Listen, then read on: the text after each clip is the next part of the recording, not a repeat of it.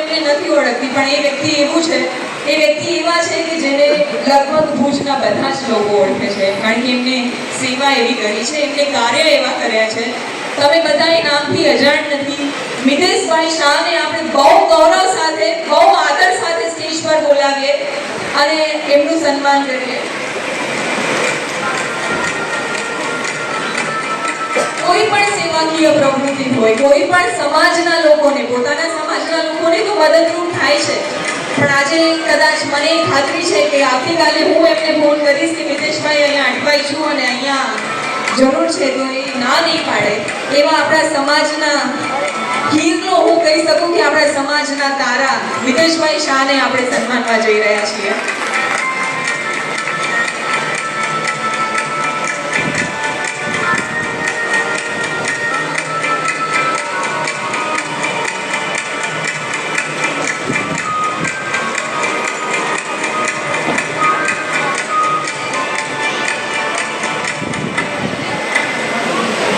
સમગ્ર ભુજ, મિતેશભાઈ થોડું કંઈ તમે, મારે એ પૂછવું છે કે આજે બધા જ લોકોને એવું હોય કે મારું ઘર ભરાય, પણ આ જે વિચાર છે તમને કેવી રીતના સ્ફૂર્યો અને કેવી રીતના તમે આ રગ પર ચાલી રહ્યા છો, કેવી રીતના અહીંયા સુધી પહોંચ્યા, એ અમને જાણવું છે.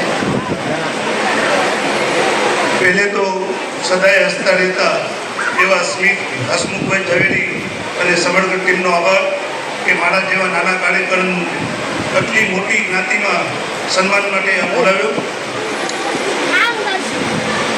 હવે વાત સેવાની.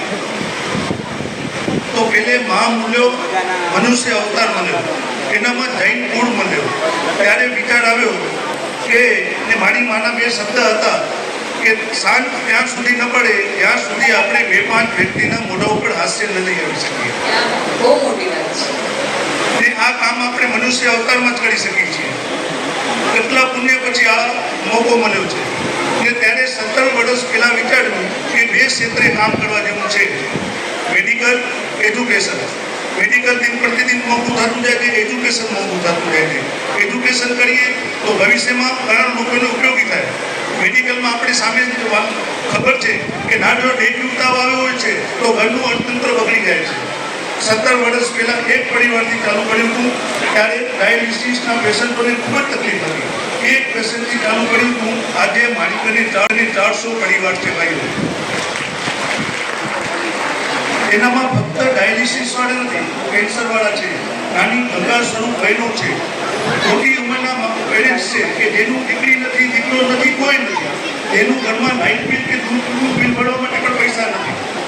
એવા લોકો માટે, કોઈનો દીકરો બનવા માટે, કોઈનો ભાઈ બનવા માટે, કોઈનો મોટો ભાઈ બનવા માટે આપના થકી કામ મળ્યું છે.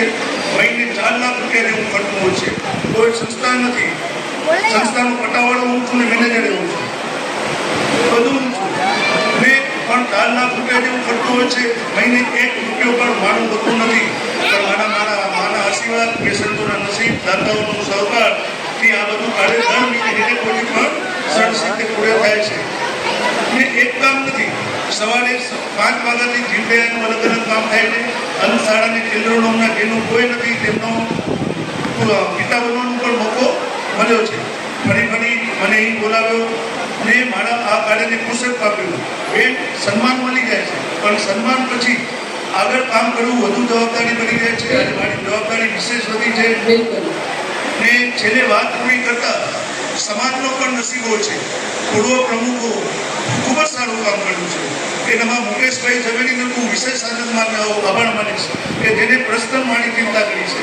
અહીંયા બેઠેલા મનીષભાઈ પણ મારી ચિંતા કરી છે. મારો ભાણીજો પ્રશાંતે મારી ચિંતા કરી છે. ને મારો રામદેવો ભાઈ ને સીતાદેવી ભાભી ને મારા ભાઈ બહેનોએ પણ મારી વિશેષ ચિંતા કરી છે. ને વિશેષમાં છેલ્લે વાત પૂરી કરતા કે સમાજનો પ્રમુખ બરોબર હોય ને એની ટીમ બરોબર હોય ને સમાજ અનેક પ્રગતિ કરે છે, જે આપણે આ ટીમથી જોઈ શકીએ છીએ. એના માટે એક જોરદાર તાળીઓ આ માટે તો અવશ્ય પાડશું.